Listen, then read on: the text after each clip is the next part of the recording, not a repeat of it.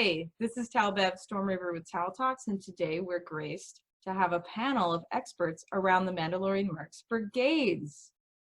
Panel, would you please introduce yourselves? My name is Raiden. I'm the Brigadier for the club. I have been an official member since 2014 and a member of the Medic Brigade also since 2014.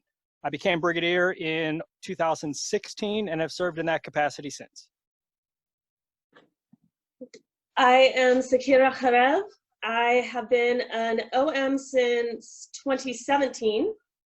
I became a brigade member in 2017 as well, in October, about 6 months after I got official.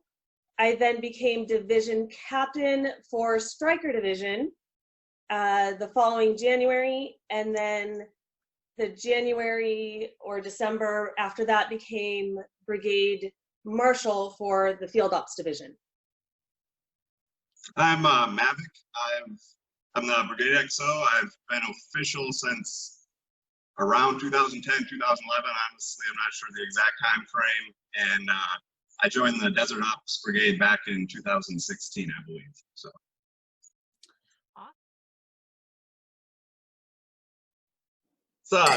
It's really a group discussion between the entire brigade team. Like, it's not specifically the marshals or anything for that one. We try to get as many kind of eyes on it to make sure it makes sense. And obviously some people disagree with some things we come up with, and you know, the nature of it, but that never really have something that's, it's a fun challenge of having it broad enough to allow creativity, but still specific enough that you can kind of accurately judge what's going on without just everything being accepted.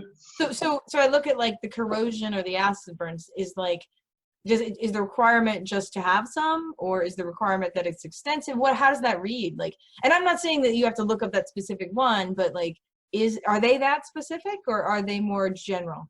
Like, no, I mean, in a case like this, if we say you need to have it, you definitely need to have it. So for Arctic Ops, you can't have a lot of exposed metal. Okay.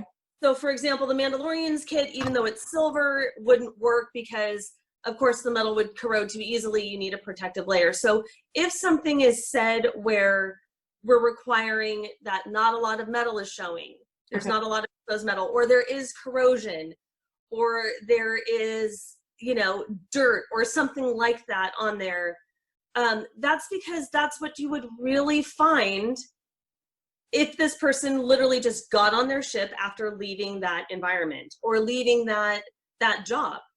Okay. This is what you would find. I mean, mechanics, they're going to have grease on their kits because they would be working around ships or working around something where there'd be grease, there'd be dirt, there might be battery acid burns, you know, so they're all things you would find in there that would occur in nature, so to speak, with that brigade. So this is and I think married. Oh, sorry. Sorry.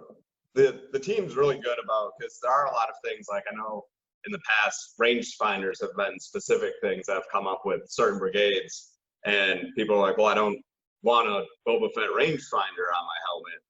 And by no means are you required to have a Boba Fett rangefinder. That was kind of, you know, discussions people have had, and I think the marshals and captains are really good about having those, as long as, you know, you're judging Star Wars tech. It's not the easiest thing in the world, but as long as you're coming up with this idea and saying like, hey, this is, you know, but still looking at it, you can generally tell what the function of those different things are. Like, it would make sense after it's told to you.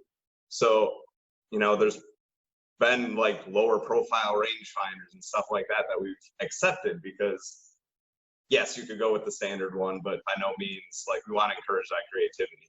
So it's like a marriage between sort of the practical aspects of each of these job skills, these proficiency areas, and their kit, advanced costuming, and some practical conversation around why they would be doing what they were doing. Is that what I'm saying? Yeah. Right. So, I mean, even outside of brigades, I mean, one of the things that I always talk about with all of our, with anyone that I talk to is your armor tells your story, right? So even if you're an OM and you come to the club, you know, if somebody looks at your armor, what does that say about your character? Where has that character been? How did that get there? Where did that scratch come from? You know, and so that's part of it. The other part of the profession requirements are what sets that profession, what makes that profession visually distinctive, so that if someone is just looking at that kit, how can we tell that they're an aerial assault specialist? How can we tell that they're a pilot? How can we tell that they're a medic or a force hunter or whatever?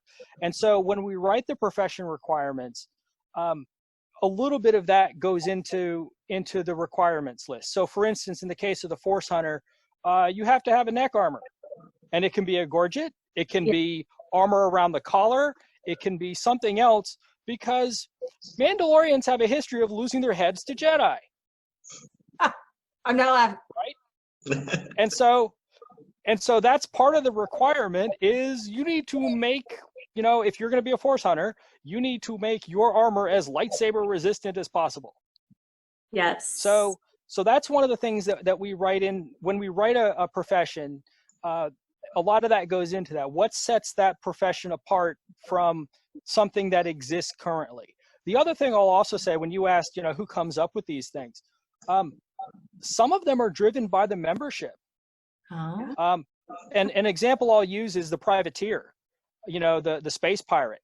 A lot of those were written, you know, the brigade team at the time, they wrote the exact requirements, but we took a lot of input from, you know, what should that person look like? What should that character have on their kit? They need to have breaching charges. They're in space, you know, trophies and other things that we talk about.